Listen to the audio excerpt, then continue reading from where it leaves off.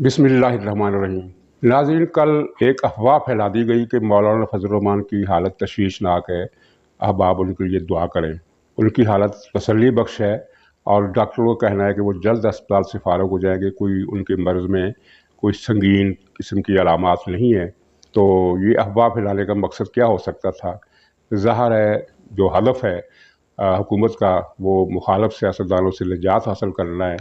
और ये कोई नई बात नहीं है। इमरान खान के बारे में आप कुछ भी तवक्को कर सकते हैं। इससे पहले इमरान खान के दौर में कितने सियासी कत्ल हुए। जस्टिस वकार सेठ को जिस तरह शहीद किया गया, उसके बाद अरशद मलिक की जो पुरस्कार मौत है उसका भी राज नहीं खुल रहा। और फिर उसके बाद ये उस्मान काकड़ को जिस तरह बेरहमी से शहीद किया गया, सर पर हथौड़ा मारकर, वो भी आपके सामने है। तो ये इत्तेफाक ऐसा कहिए या खुशकिस्मती कहिए कि मौलाना फजल रहमान की जब तबीयत नासाज हुई तो वो कराची चले गए, और कराची में बहरहाल इमरान खान के कारंदों की पहुंच उस तरह नहीं हो सकती जिस तरह पंजाब और केपी में थी।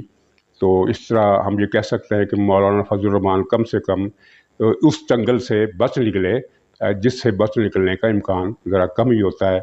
और सेहत, ज़िंदगी, मौत का इख्तियार ये अल्लाह ताला के पास है, और अगर उसको मंजूर हुआ तो मौलाना की सेहत जल्दी बेहतर हो जाएगी। लेकिन ये है कि सिक्योरिटी के हवाले से मौलाना को और मरियम दोनों को, उसके बाद शाहिद खाकान अब्बासी को भी अब बहुत ज़्यादा सिक्योरिटी की ज़रूरत है, और लापरवाही उन्हें इख्तियार नहीं करनी चाहिए। और अगर खुदा न खास्ता इनमें कोई बीमार हो जाए तो ये किसी ऐसे अस्पताल से इनको रुजू करना चाहिए जहाँ के अमले पर इनको मुकम्मल एतमाद हो, जहाँ इनके अपने आदमी हो, वरना किसी भी बुरी खबर की उम्मीद की जा सकती है। तो मौलाना फजल रहमान सेहतयाब हो जाएंगे, कब तक हो जाएंगे ये अभी पता नहीं है। 4 जुलाई के जलसे में जिस तरह उनकी इलाज का दौरानिया बढ़ रहा है, तो 4 जुलाई के जलसे में उनकी शमूलियत मशकूक होती चली जा रही है।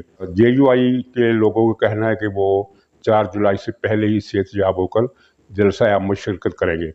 अच्छा, यहाँ नाज़रीन एक सवाल ये है कि क्या इस जलसे से मतलूबा इम्पैक्ट बन सकेगा?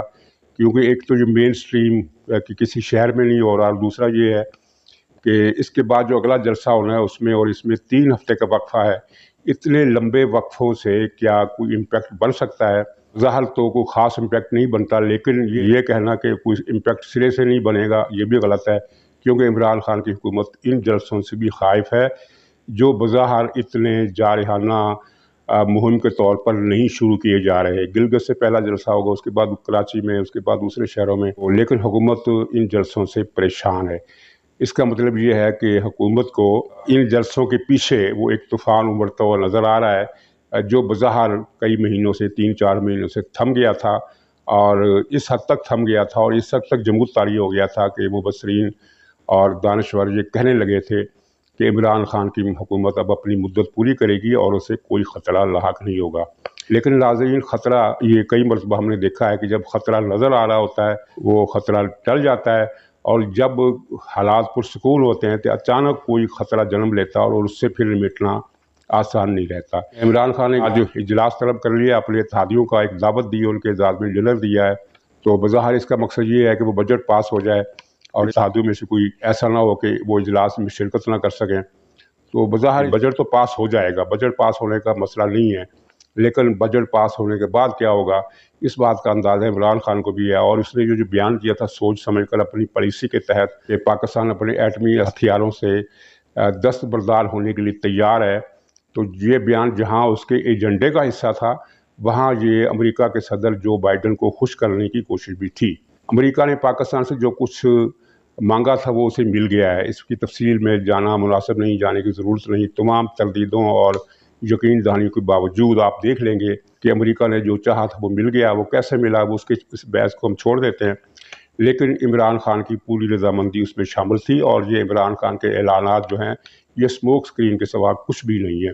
और ये जो बयान था एटमी हथियारों से दस्तबरदारी का, तो ये जो बाइडन को खुश करने के लिए इसलिए ज़रूरी था कि जो बाइडन कि जैसे कि मैंने कहा कि मामला उसके पाकिस्तान के साथ पूरी तरह सेट हैं, जो जो वो पाकिस्तान से मांग रहा है उसको मिल रहा है, लेकिन वो इमरान खान को लिफ्ट नहीं करा रहा। जिसकी वजह ये है कि वो उसका जो बैकग्राउंड है, जिस पार्टी से उसका ताल्लुक़ है, उसकी रवायात रिपब्लिकन पार्टी से मुख्तलिफ रही हैं। वो डेमोक्रेटिक पार्टी से ताल्लुक़ रखता है, और पाकिस्तान में आपने जब देखा होगा कि पाकिस्तान पर जब भी शब खून मारा गया तो उस वक्त रिपब्लिकन हुकूमत में थे, और पाकिस्तान में जब भी कभी जमहूरियत बहाल हुई, जैसे भी जमहूरियत होती है, लूली लंगड़ी, माजूर, कमज़ोर और जंजीरों में जकड़ी हुई, तो जब भी जमहूरियत बहाल हुई है वो डेमोक्रेटिक पार्टी के दौर में बहाल हुई है। और इमरान खान इस बात को अच्छी तरह जानता है कि डेमोक्रेटिक पार्टी की हुकूमत जो है वो तहरीक इंसाफ को अच्छा नहीं समझती, इस हवाले से कि ये सिलेक्टेड है, अगरचे ये उसका एजेंडा पूरा कर रही है,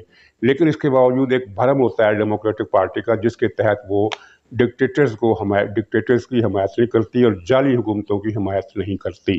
तो जाली हुकूमत की हमायत ना करने का मतलब ये है कि वो इमरान खान के लिए एक ख़तरे की तलवार लटक रही है जो किसी भी वक्त गिर जाएगी। और यही वजह है कि जो बाइडन न सिर्फ ये है कि उसने आज तक फ़ोन नहीं किया इमरान खान को, बल्कि जब यहाँ से राब्ता किया गया कि पाकिस्तान के वज़ीर आज़म जो बाइडन को उनकी इंतखाबी कामयाबी और सदारत का हल्फ उठाने पर मुबारकबाद देने के लिए फ़ोन करना चाहते हैं, तो उधर से जवाब आया कि ज़रूरत नहीं है, इनकार कर दिया गया। ये मेरे ख्याल में बेइज्जती की अपनी नौइयत की वाहद मिसाल है कि पाकिस्तान के किसी वज़ीर आज़म को अमेरिका ने फ़ोन करने की इजाज़त नहीं दी। और इस रसवाई का जो धचका लगा इमरान खान को और जो सदमा हुआ, और वो इस रसवाई का जो दाग है वो उसको इमरान खान अच्छी तरह महसूस कर रहा है। तो जो बाइडन जो है वो अफ़गानिस्तान में जो कुछ करना चाहता है, ज़ाहिर है इमरान खान उससे खुश नहीं है। अफ़गानिस्तान से अमरीकी फ़ौज का इनखला हो जाए, ये इमरान खान को मंजूर नहीं है, क्योंकि इमरान खान का जो हकीकी एजेंडा है उसमें तालिबान फिट नहीं होते, और तालिबान की हुकूमत बनना अफ़गानिस्तान में काफ़ी इम्कानी बात नज़र आ रहा है। मैं यकीनी का लफ्ज़ इसलिए इस्तेमाल नहीं कर रहा कि तालिबान अभी तक अर्बन सेंटर्स पर कब्ज़े से दूर है। उन्होंने 42% 45% के करीब रकबा उनके कब्ज़े में है, लेकिन जब तक वो शहरी मराकज़ को फ़तह नहीं करते, और अभी उनकी जो स्ट्रेटजी है उसका क्लियर पता नहीं चल रहा। एक स्ट्रेटजी ये नज़र आ रही है कि बाकी अर्बन सेंटर को छोड़कर काबुल पर हमला किया जाए, और तालिबान माजी में काबुल पर हमला करने में कामयाब रहे थे, लेकिन इससे पहले उन्होंने दूसरे अर्बन सेंटर्स पर कब्ज़ा किया था। उस आखिर में काबुल की बारी आई थी। इस मरतबा अगर वो काबुल पर पहले हमला करने का मंसूबा बनाते हैं, तो ये मेरा ख्याल है जंग को कुछ लंबा कर देगा, क्योंकि काबुल का दिफा बहुत मजबूत है। उसमें दरारें तभी पड़ेंगी जब तालिबान मुख्तलिफ शहरी मराकज़ पर, मसलन जलालाबाद, कंधार, हरात, मज़ार शरीफ, कुंदूज, इन शहरों पर कब्ज़ा कर लें, तो उसके बाद ही काबुल का दिफा कमज़ोर पड़ेगा, क्योंकि वहाँ फिर मोराल गिर जाएगा, अंदरूनी बगावत हो जाएगी और काबुल की फतह आसान हो जाएगी। अब मुझे ये हकीकी पता नहीं है कि उनकी स्ट्रेटजी क्या है, लेकिन ये कल ही एक इत्तला आई थी कि उन्होंने पहले काबुल फतह करने का मंसूबा बनाया है। बहरहाल जो भी है, इमरान खान अफ़गानिस्तान में तालिबान को हुक्मरान देखना नहीं चाहते, और अगर तालिबान जलगार करके काबुल पर कब्ज़ा कर लेते हैं तो इमरान खान के लिए बड़ी परेशान कुन सूरत हाल होगी, क्योंकि तालिबान में अगरचे उनका मजमूई रवैया, उनकी मजमूई सोच जो है वो पाकिस्तान के बारे में इतनी अच्छी नहीं है, लेकिन इसके बावजूद जो कुदरती इत्तेहादी जिसे हम कहते हैं वो तालिबान और पाकिस्तान ही हो सकते हैं, क्योंकि यहाँ के अवामी सतह पर जो ताल्लुकात हैं पश्तून लोगों के तालिबान के साथ, वो शुमाली इत्तेहाद वालों के साथ उस तरह के ताल्लुकात नहीं हैं। और अशरफ गनी और ये दूसरी जो सेकुलर पार्टियाँ हैं जो तालिबान के मज़हब पसंदी से अपना तशख़्ख़ुस अलग रखती हैं, उनमें भी पाकिस्तानी अवाम के साथ ताल्लुकात के सोते पाए जाते हैं, लेकिन उतने ज़्यादा नहीं जितने तालिबान के। चुनांचे इमरान खान इस बात से भी डरा हुआ है कि अफ़गानिस्तान पर तालिबान ना काबज़ हो जाए, और अमेरिका का जो एजेंडा है अभी वाज़ेह नहीं, वो तालिबान की हुकूमत को कबूल करेगा या उस पर ड्रोन हमले करेगा। इस बारे में मेरी अपनी राय है, वो ये है कि अगर तालिबान ने कब्ज़ा करके कोई इस तरह के ऐलानात ना किए जिस तरह के माजी में उन्होंने कब्ज़े के बाद किए थे, तो मुझे लगता है कि अमेरिका खामोशी इख्तियार कर लेगा और तालिबान की हुकूमत को तस्लीम करे या ना करे, लेकिन उन्हें अपने हाल पर छोड़ देगा। लेकिन अगर इनकी तरफ से कुछ ऐसे ऐलानात या इक़दामात हुए तो फिर पाकिस्तान की सरजमीन से ड्रोन हमले किए जाएंगे, और सिर्फ पाकिस्तान नहीं बल्कि ताजिकिस्तान में भी अमेरिका के अड्डे मौजूद हैं और गल्फ़ में भी अमेरिका के जहाज़ मौजूद हैं। तो तीनों अतराफ से तालिबान पर हमले हो सकते हैं, लेकिन अभी ये कहना क़ब्ल वक्त है, क्योंकि तालिबान ने जो सीखा है उसमें ये बात भी शामिल है कि अमेरिका को मुस्तैल नहीं करना। तो हो सकता है तालिबान अपनी हुकूमत इन हालात में कायम कर लें कि अमेरिका खामोश रहे, लेकिन उस सूरत में पाकिस्तान के लिए तशवीश का एक मसला ज़रूर है, क्योंकि तालिबान का एक बहुत बड़ा धड़ा, बहुत बड़ा, छोटा नहीं बहुत बड़ा धड़ा ड्यूरल लाइन पर अपने दावे का ऐलान कर सकता है। تو خیر ناظرین، یہ افغانستان کا ایشو الگ ہے، لیکن اس وقت جو عمران خان ہے وہ اس بات سے خوفزدہ ہے کہ امریکہ پر جو بائیڈن کی حکومت ہے اور اپوزیشن کے جلسے شروع ہو رہے ہیں، اور اگر انہوں نے جولائی اگست میں بارش کے باوجود جلسے اپنے جاری رکھے تو اس کی حکومت کے لیے شدید خطرات پیدا ہو جائیں گے۔